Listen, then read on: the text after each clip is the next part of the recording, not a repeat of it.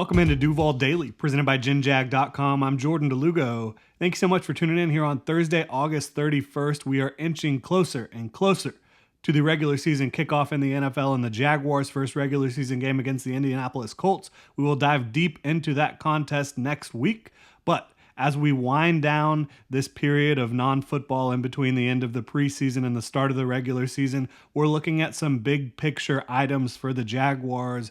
And over the next couple days, I'm going to be looking at questions I have that could be positive or negative. It doesn't necessarily have to be a question that I'm worried about for the Jaguars, but I'm going to be looking at their offense and their defense, asking some questions about these two units, and just seeing where we can go with it and kind of give you a big picture look at what I think that these two units are going to be looking like, how they complement each other, how they play in 2023. I'm excited to get into it. We'll do the offense today. Really appreciate y'all tuning in. If you enjoy the content here, please like, subscribe, hit that notification bell. You can also check out genjag.com/shop, pick up some new Duval gear like this hat I'm wearing. Again, that's genjag.com/shop. So, looking at the Jaguars offense, we're going to start out with a positive question, in my opinion. Can anyone slow down Trevor Lawrence and Calvin Ridley, that connection? You've seen it early on in the preseason. You've seen it consistently throughout training camp. Trevor Lawrence and Calvin Ridley have established a real connection here, and Calvin Ridley is the most talented receiver that Trevor Lawrence has thrown to in the NFL. He's the most talented receiver that the Jaguars have had in a very, very long time. And their skill sets, combined with Doug Peterson dialing it up on offense, who is just one of the best play callers in the game today at knowing how to utilize his playmakers. He's just unbelievable in that regard. Looking at Trevor Lawrence throwing it to Calvin Ridley, he not only gives you a vertical element to your passing offense that you didn't really have in 2022, but he also gives you the ability to work the sideline. Not just deep down the field, but on these quick outs, speed outs, all that type of stuff. You've seen it throughout the preseason. You've seen it in training camp. Trevor Lawrence has loved hitting the sideline throws throughout his career, even dating back to Clemson. Now you have Calvin Ridley, who has incredible ability to get in and out of his breaks, to run quick routes, to be effective off the line of scrimmage, and to haul in everything thrown his way for the most part. And so you have these two guys now working together. I think Trevor Lawrence, yes, I know Calvin Ridley's played with Matt Ryan. I think Trevor Lawrence is the best quarterback that Calvin Ridley has played with. I think Calvin Ridley is the best receiver that Trevor Lawrence has played with. And I think Calvin Ridley's the best receiver that Doug Peterson has had on offense in some time, even dating back to Philly. So I think that this is going to be a match made in heaven. Calvin is incredibly motivated after what happened in Atlanta over the last couple years. He has looked like a man possessed out there on the practice field and when he's gotten opportunities in the preseason. Trevor Lawrence is going into year 2 in this Doug Peterson offense. I think these two are going to put up incredible numbers for your Jacksonville Jaguars in 2023. And the question is, can people slow down? Can opposing defenses slow down Calvin Ridley? I think they're going to have a tough time doing it. And if you try to give him extra attention, which you might need to do, I think then you're going to be roasted by Christian Kirk in the slot, Evan Ingram in the slot / at tight end, Zay Jones on the other side of the field, Travis Etienne, Tank Bigsby in the backfield. I think that if you try to give Calvin Ridley too much attention, Doug Peterson and this offense, this staff, with Press Taylor as well, who's a very good young offensive coordinator for the Jaguars. We're going to talk about him a little bit more later. I think they're going to eat you alive. So my question, can anyone slow down Trevor Lawrence and Calvin Ridley?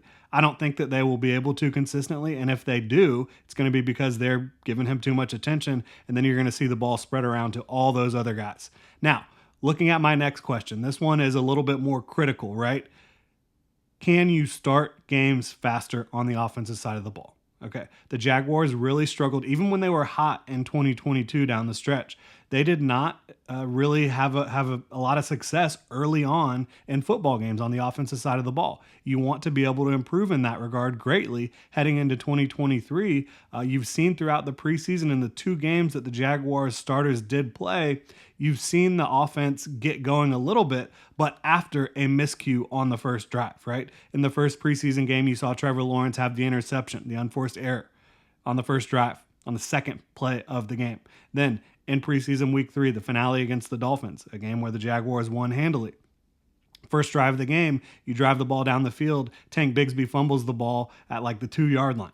So you want to see these mistakes eliminated early in games. You're not going to start perfect every week. We know that. But when you have an opportunity early in games to put points on the board, you got to take advantage, because that's not only going to put pressure on your opponent, it's going to free up your defense to feel like they can go out there and make plays and just, hunt for the football. They think takeaways on that side of the ball. That's kind of their mantra. So allowing them to do that by giving them a little bit of a lead, by giving them a little bit of a cushion, I think could pay huge dividends for this Jaguars team and their win-loss record. Now, can they overcome slow starts? I think they can. But if you're doing that every week, week in and week out, it's going to catch up to you at times. And if you're doing that in the playoffs, it's going to catch up to you at some point. So this is a team, the Jaguars. I'm not asking this because I'm wondering if the offense is going to be good or if the offense is going to be able to help this team win games. I'm talking about getting better than you were in 2022, making it further than you did in 2022. The Jaguars made it to the divisional round of the playoffs, and they almost beat the Chiefs last year in Kansas City. They're trying to get further than that this year. They're trying to get to the AFC Championship, and their ultimate goal is to win the Super Bowl in 2023. So if you're going to be able to do that, I think you need to be able to be a little bit more consistent starting football games on the offensive side of the ball. You've also got to prove you can be more consistent in the red zone, okay? This is a team that I think that they have improved in their red zone ability to score points, to score touchdowns. I think that Trevor Lawrence and Calvin Ridley, that connection is going to help. I think his chemistry with the rest of the guys going into year 2 of this system with Evan Ingram, Christian Kirk, Zay Jones, all these guys is going to help. I think having Tank Bigsby added to the backfield is going to help. I think Brenton Strange's ability to block out there is going to help. But you've got to get it done in the red zone, bottom line. The best teams in the league, they score points in the red zone. Now, offensive line. This is interesting. I think you look around the web, what people around the media world are kind of saying about the Jaguars' offensive line. They are underrated, in my opinion. In a big way. Now, you have had guys moving in and out at left guard with injuries and then players recovering. Left tackle Walker Little, he's going to start the year out there on the left side. But what happens when Cam gets back from suspension? So my question is, with all this shuffling, can you still execute the same way you did in 2022 from a pass pro perspective and even improve as a run blocking unit? Because they do need to improve as a run blocking unit. I think that, Brandon Sheriff being fully healthy right now is going to help in that regard.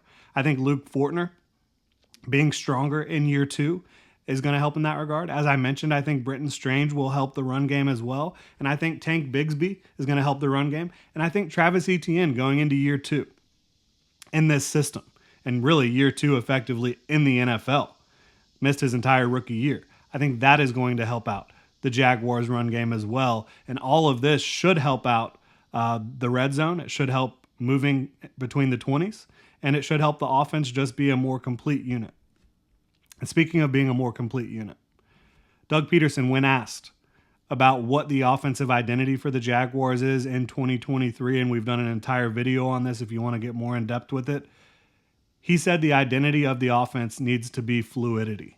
And I completely agree. In the modern game, fluidity is the name of the game. From week to week, from drive to drive, from series to series, from quarter to quarter. You're going to have adjustments. You're going to have teams changing things on you on the defensive side of the ball.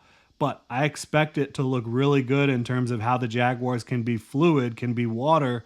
Again, from drive to drive, quarter to quarter, and game to game, you're not going to see the same offense out there in terms of what they're trying to accomplish. If you're playing the Colts in week 1, which they are, you're going to have a lot of cover 3 beaters, I'd imagine. Now, the very next week you play against the Kansas City Chiefs, a completely different defense, you're going to have a lot of different looks for them. If teams are trying to load the box up on you and stop the run, you're going to have an answer for that. If teams are trying to play coverage on the back end, slow down Calvin Ridley, Christian Kirk, etc., you should be able to pound the rock with Travis Etienne and Tank Bigsby. And you should be able to do it in a variety of different ways. The Jaguars have a diverse rushing attack in the calls that they have. They have power. They have gap principles. They have a lot of inside zone, and they have a lot of outside zone as well.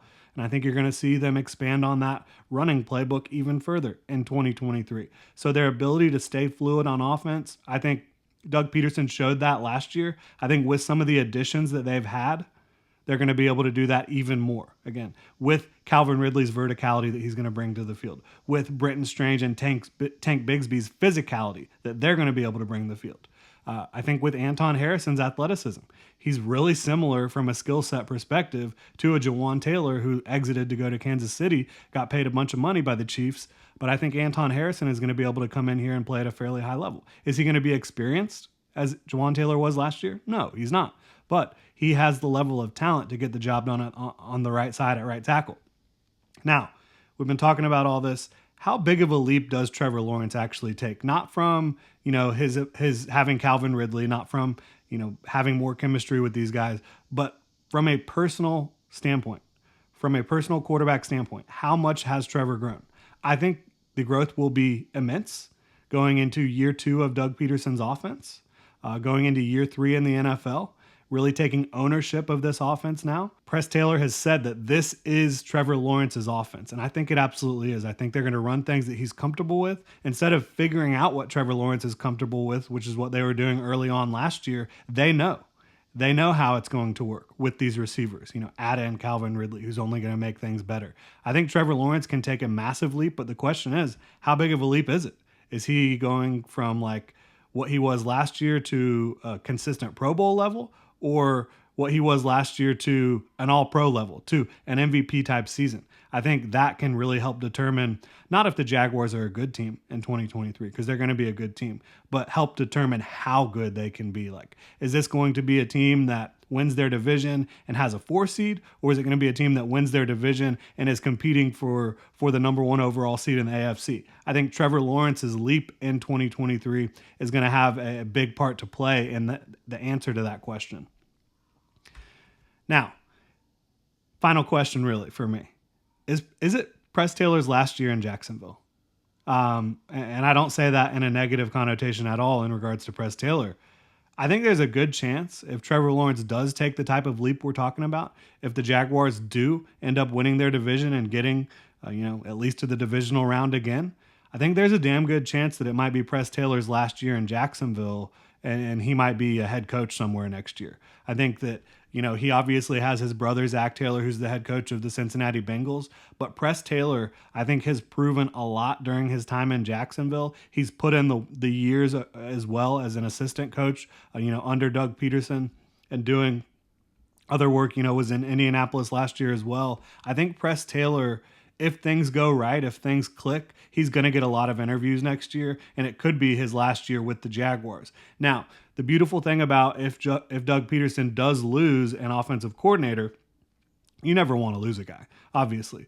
But this is Doug Peterson's offense, right? So even if you do lose Press Taylor, it's not like you're starting at ground zero with this offense. You will have to bring in someone new and get them acclimated, and it'll probably be someone that Doug Peterson is familiar with. But regardless, it's still Doug Peterson's offense. And so I think even if Press does go get a head coaching job, which obviously you hope that for him, you want Press Taylor to have as much success in his career as he can. Even if that happens, the Jaguars offense will be just fine. But I do think there's a decent chance it could be Press Taylor's last year here in Duval. All right, so look, Jaguars offense, it's going to be good. The Jaguars are going to be a good team in 2023, barring some really, really big-time I words to some important players, right? They have all the pieces to thrive with Doug Peterson dialing it up. They finished as a top 10 offense despite a rough stretch during the middle of the year last year. They were still top 10. I think they should be top 5, bar none, in 2023, and perhaps even better. But that's going to do it for my biggest questions facing the Jaguars offense entering the 2023 campaign. Really appreciate y'all tuning in. You can hit me up on Twitter at Jordan Lugo, follow Generation Jaguar at Generation Jag. Please hit that like and subscribe button on YouTube, notification bell so you don't miss a show. You can check out genjag.com/shop, pick up some new Duval gear. Y'all have a good one.